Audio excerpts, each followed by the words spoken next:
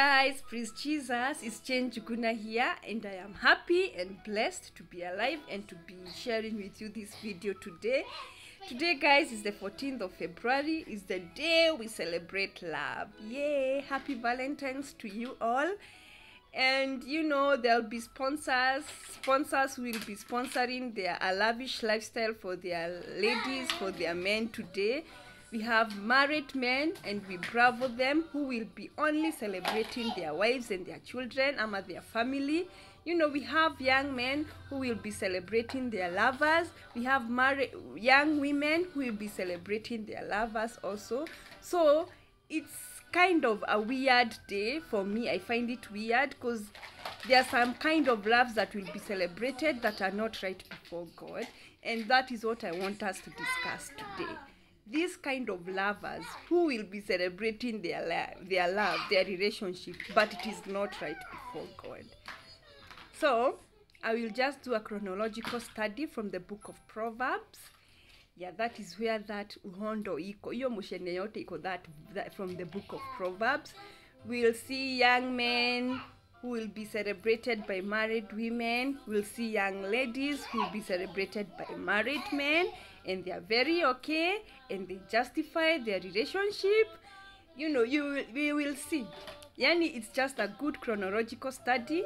And I am sorry, this is not the kind of love I'm celebrating today. I am happy and blessed to be with my husband. And we have one another. We'll be celebrating our Valentines also, together with our kids and together with our parents. And this is the kind of love that God is happy about. But there's this kind of relationship where we have a young woman who is expecting a gift, who is expecting some kind of romantic love from a married man, which is evil, because something that is not acceptable in the eyes of God is evil. Yes, however much you justify it, it's evil. So let's just go through, because it's quite some verses. So the first verse will be from the book of Proverbs chapter 5. I had not opened the verse yet. Proverbs chapter 5. Actually the heading of Proverbs chapter 5 says is warning against adultery. So we'll start from chapter 5 verse 3, which says, my son, let's just start from verse 1. My son, pay attention to my wisdom, turn your ear to the words of my insight, that you may maintain discretion and your lips may preserve knowledge. For the lips of the adulterous woman drip honey, and her speech is smoother than oil. But in the end she is bitter as gall, sharp as a double-edged sword. Her feet go down to death, her steps lead straight to the grave. She gives no thought to the way of life, her paths wander aimlessly, but she does not know it. Now then, my sons, listen to me. Do not turn aside from what I say. Keep to a path far from her. Do not go near the door of her house, lest you lose honor to others and your dignity to the one who is cruel. Lest strangers feast on your wealth, and your toil enrich the house of another. At the end of your life, you will groan when your flesh and body are spent. You will say, how I hated discipline, how my heart stand correction. I would not obey my teachers and turn my ear to my instructions. And I was soon in serious trouble in the assembly of God's people. So basically, the book of Proverbs was written by one of the wisest men to ever live on this earth, and that's King Solomon. He's the one who wrote the book of Proverbs, and this is a warning he gives about adulterous women, and he calls them his women. And he starts by saying that how her lips drips with honey and her speech is smoother than oil.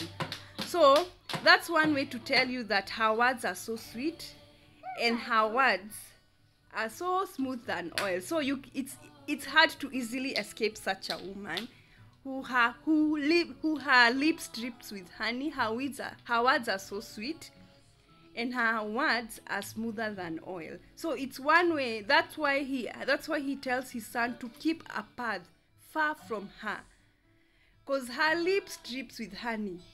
Her words are so sweet, and they are so smooth than oil. If imagine, you know, oil is smooth. If you would pour oil maybe in a tiled floor and you step on it, you would easily fall down. So in the same case, imagine something smoother than oil. You would easily, it's hard for you to easily not escape her. So, but he says, in the end, she's bitter as gall and sharp as a double-edged sword. Her feet go down to death, and her steps lead straight to the grave. So that's the path, that's the eventual path of this adulterous woman. And Solomon tells us the eventual path of the man who goes down with her. And he says, your honor, you will lose your honor to others. Your dignity will be lost to the one who is cruel. And you know, when he says your dignity will be lost to the one who is cruel, that means that somebody will ashame you. Your dignity will be really humiliated by somebody who has no feelings, who has no pity on you. You will go down like that. Your dignity will be lost to the one who is cruel. Strangers will feast on your wealth, and your toil enrich the house of others. So in the eventual, your hard work is all in vain. It will be enjoyed by others, and people will feast on your wealth as though they don't care. You know, feasting is just eating aimlessly. You know, it's all over, everybody, anybody. So, and at the end of your life, slowly Israel, slowly Israel, slowly. Good. At the end of your life, you will groan when your flesh and body are spent. So when you're old, when you're so old, you will always live in disgrace and groaning. You know, with that heart of sorry, you will live in groaning. You know, I wish, you know, you just live a very miserable life eventually. As in when you're so spent, when your flesh is so spent, you will just live in groaning and in regret, and you know. So that's the path for the man who goes down with the adulterous woman. So we go down to the book of Proverbs, the same Proverbs chapter 5. Now this is a different aspect from verse 15 to 23. So let's just continue. Sorry about that. Drink water from your own cistern, running water from your own well. Should your springs overflow in the streets, your streams of water in the public squares? Sorry, that's a question he's asking. So he starts by saying, drink water from your own cistern, running water from your own well. And then he asks, should your springs overflow in the street, your streams of water in the public squares? Let them be yours alone, never to be shared with strangers. May your fountain be blessed, and may you rejoice in the wife of your youth. A loving doe, a graceful deer, may her breast satisfy you always. May you ever be intoxicated with her love. Why, my son, be intoxicated with another man's wife? Why embrace the bosom of a wayward woman? For your ways are in full view of the Lord, and he examines all your paths. The evil deeds of the wicked ensnares them. The cords of their sins hold them fast. For lack of discipline, they will die, led astray by their own great folly.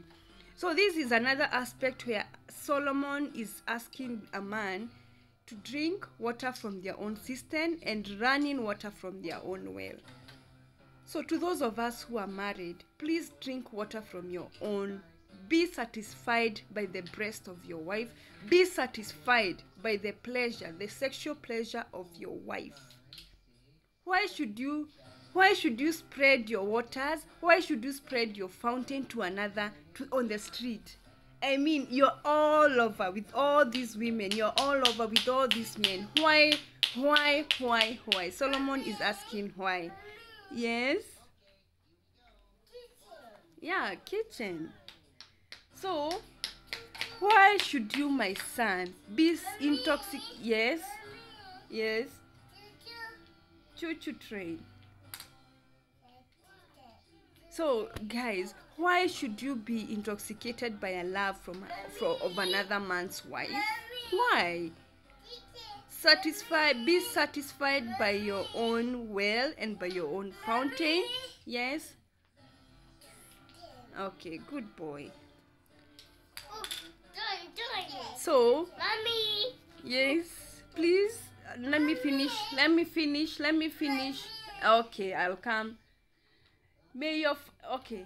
Why embrace the bosom of a wayward woman? Why? Drink water, be satisfied by the pleasures of your wife, be satisfied by the pleasures of your man. Why should you go outside drinking water that is not? Why should you be intoxicated by the ways of a wayward woman? For your part, let me tell you, God sees everything. There is nothing under the sun that is hidden from God. He examines and he weighs our parts, and the evil deeds of a wicked man will ensnare yourself, and the cords of sins will hold them fast. For lack of discipline, they will die, led astray by their own foolishness. So, guys, it's foolishness for you not to be satisfied by your own wife. That is foolishness. And remember, whatever you do, it is being examined and God can see. And your ways will ensnare you, and the cords of sin will hold you, and you will die for lack of discipline. As we said earlier, the paths of the loose woman leads to death. Good. That's another part. So drink water from your own cistern. Drink water from your own fountain. Do not be intoxicated by the love of another man, of another man or another wife or another woman, whoever they are. Stick to your own well. For your great foolishness will lead you astray and will ensnare you and will lead you to death. So we go to another verse. It's Proverbs 6:32 to 33. So it says, but a man who commits adultery, yes, let me finish. But a man who commits adultery has no sense. Whoever does so destroys himself. Blows and disgrace are his lot, and his shame will never be wiped away. Hallelujah. I think that is so explanatory. A man who commits adultery has no sense. Whoever does it destroys himself. Blows, and we have seen even on the news, a married man goes down with another wife in another country, in another county, and they all die in the line of duty. So I think it's so wide and open for us. We can see these things happen. Disgrace, it's such a disgrace. Actually, it's such a great disgrace, and it shows that you have no sense. That's the Bible. Blows and disgrace are his lot, and shame will never be wiped away. Imagine Mommy, a man. Mommy. Yes, yeah. Look. Oh, good boy. Put again. So Israel is showing me his blocks.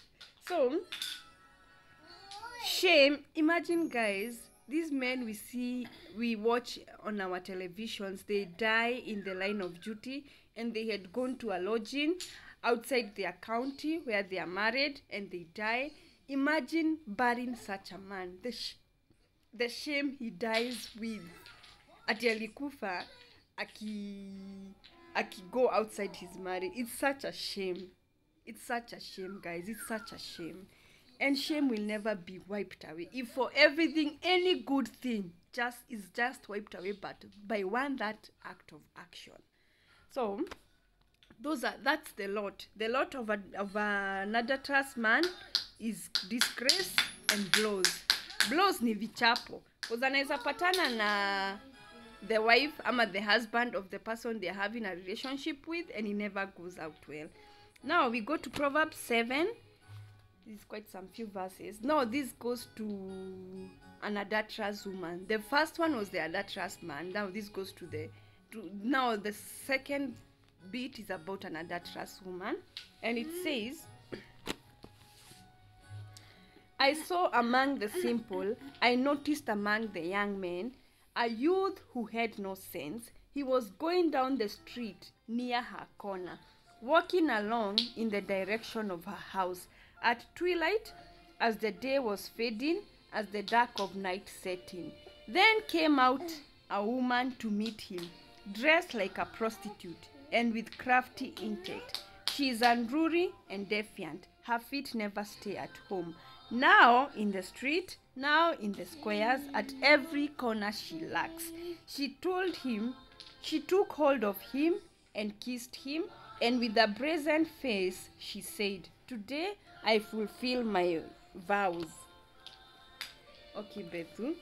Today I fulfill my vows, and I have food from my fellowship, offering at home. So I came out to meet you.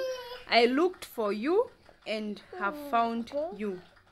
I have covered my bed. Oh my God. Please, Bethwell, let me finish doing my video. We are tackling about adulterous women. I have covered my bed with colored linens from Egypt. I have perfumed my bed with myrrh, aloes, and cinnamon. Come, let's drink deeply of love till morning. Let's enjoy ourselves with love. My husband is not at home. He has gone on a long journey. He took his purse filled with money and will not be home till full moon. Oh. With persuasive words, she led him astray. She seduced him with her smooth talk. All at once, he followed her, like an ox going to the slaughter, like a deer stepping into a noose, till an arrow pierces his liver, like a bird darting into a snare, little knowing it will cost him life. Now then, my sons, listen to me. Pay attention to what I say. Do not let your heart turn to her ways or stray into her path. Many are the victims she has brought down. Her slain are a mighty... Sorry about that. Her slain are a mighty throng. Her house is a highway to the grave, leading down to the chambers of death. Wow. That's quite a verse. And now, this portion addresses the young man who is led astray by a married woman. And you see, we won't go into much details because I don't want to make this video that long. But we have seen how she craftily plays herself. She's everywhere. The Bible has said so. Today she's at the corner, tomorrow she's at the street, tomorrow she's at the, she's just everywhere. So for young men, it's easily not to escape such a woman, such a married woman who is everywhere. And we see how she craftily prepares herself. She has prepared the bed, she has prepared food, she has prepared everything. She has even prepared her mind that the husband has gone for quite some days, so he will not be back soon. And then the Bible says she seduces him with persuasive words. But now, to my sons and to our young men, this is the path. If this is your path, just know this is your eventual point is. Once you follow her, you're like an ox going to the slaughter, and little do you know that it will cost your life. Imagine, should the man know you're the one having an affair with the woman, how bad will it be for you? So the Bible finishes by saying her house is a highway to the grave, leading to the chambers of death. And one thing, guys, we have learned about this kind of relationships is the eventual thing. It's either shame, disgrace, blows, or death. So just know, however much you will escape, however much you escape it, the eventual point is death, shame, disgrace or blows. Kuna mtu nasikianga tu alichomwa na acid mahali, kuna mtu aliuliwa, you know this funny, we see them, they are not blinded in our eyes, we see them, and we have no excuse for changing our lifestyles. Just get acquainted to your own wife, get married to your own wife, and acha maneno ya watu wengine. Just leave other relationship, just stick to your one. So take time when you're getting married, that way you are marrying somebody you know will fully satisfy you. Don't rush into marriage. Take time into going down into marriage. Take your time to avoid some funny relationships. And also, guys, abstain from sex before marriage. Abstain from sex before marriage, because these are things that are binding and breaking our marriages. You get so acquainted with sex until when you're married, it's we used to say when I was dating, it's like a bank. So when you're young and you're not yet married, you consume yourself with so much sex things until when you're getting married, your account is just remaining a small portion of your sex life. And so, because we learned from the Bible that stolen water is sweet and food eaten in the secret is good, you prefer, because your own water, you have already drained your own water, you prefer going outside your marriage. Please, let's abstain from sex before marriage, our young men, and let's abstain from married men, and let's abstain from married women. Keep off those people. Keep off. If you're a young man and you're involved in such relationships, your eventual death is shame, disgrace, or death. So it's a choice we have been given. Choose life. Choose life, achana na death. And we die in so many ways. It's not just physical death. At times they die physical death, but we die in so many ways. Let me tell you, you can never mock God. He's never mocked, and his word is true. Whatever the Bible is saying, it leads to death. Sure, death will be your portion. Sure, death will be your portion. Sorry, Bethwell. See, put here. Put the blocks here. Put. Good boy. You put together. Good. Israel, no. So guys, we go faster to Proverbs 9, 13 to 18. 13. It says, folly is an unruly woman. Foolishness is an unruly woman. She is simple and knows nothing. She sits at the door of her house, on a seat at the highest point of the city, calling out to those who pass by, who go straight on their way. Let all who are simple come to my house. To those who have no sense, she says, stolen water is sweet. Food eaten in the secret is delicious. But little do they know that the dead are there, that her guests are in the deep of the realm of death. So, this is just a simple foolishness is such kind of a woman who sits, she doesn't literally sit at the door of her house, but what it says is that, what it means is that she's there as a trap. She's been put there as a trap to people who have no sense and to foolish people, and she lures them by saying that stolen water, as I had earlier said, that she says that stolen water is sweet, food eaten in the secret is delicious, but her guests are among the dead.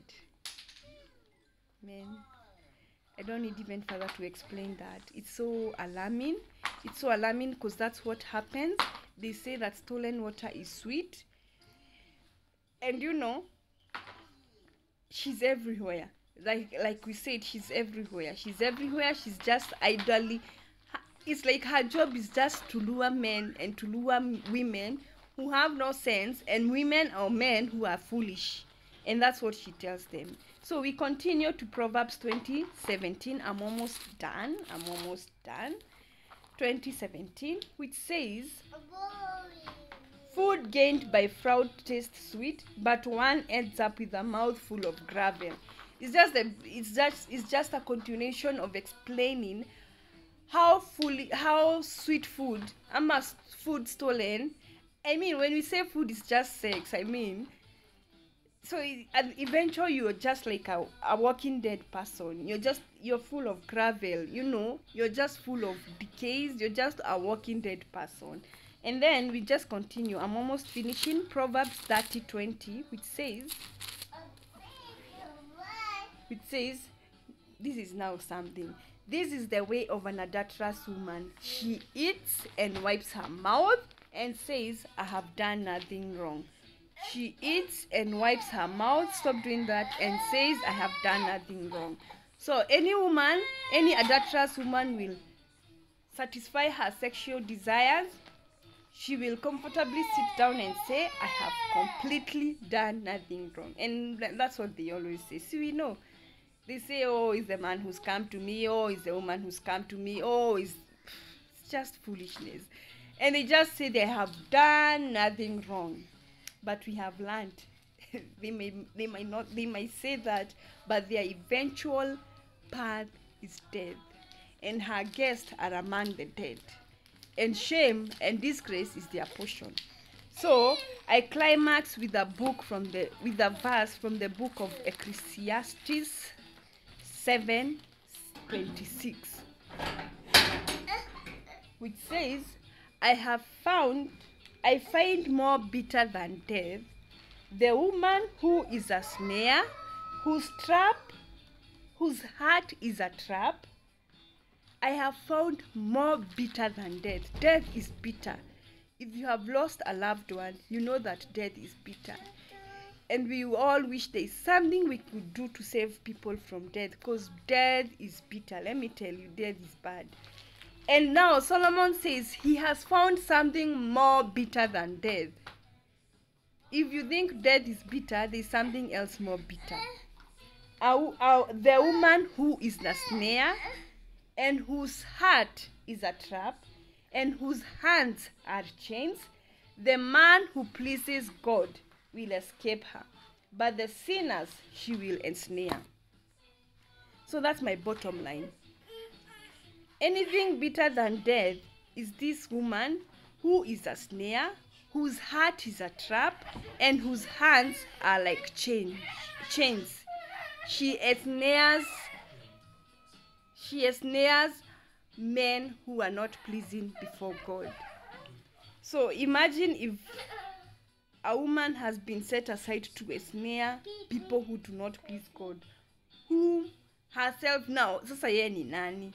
You know? So, if you're an adulterous woman, please, you have to know that you have been set aside to ensnare men who do not please God. And like we said, guys, it's easily hard for you not to escape such a woman, because we saw that her lips drip with honey and her speech is smoother than oil. And they are all over. We said they are all over. You know? And her path leads to death. So whoever pleases God, they will escape from her. And whoever does not please God, you will be ensnared by such. So it is in our position as married men, as married women, as young men, because we have seen they also ensnare young women and young men. As young men and as young women, may we all be pleasing to God. Because if you're pleasing to God, 1, you will escape an adulterous woman, or 2, you will not be that adulterous woman whose heart is a trap, whose hands are chains. So may we all be pleasing to God even during this Valentine season. Choose God, choose love. Love God, love people. And I had said I will suggest a video I have done about love, where we said love is all these things. And I finished my video by that. May we all be pleasing to God so that we can escape such kind of people. And the reason as to why we have to escape, and we ought to escape them with all our efforts, is because we have seen the eventual path is death. The eventual path is people feasting on your wealth. The eventual path is disgrace, and shame will never be wiped away. And if there's anything better than that, is such relationships, they are bitter than death. May we escape by pleasing God, because God is love. See you, and happy Valentine's to all, and please subscribe to my channel. Thank you. Bye.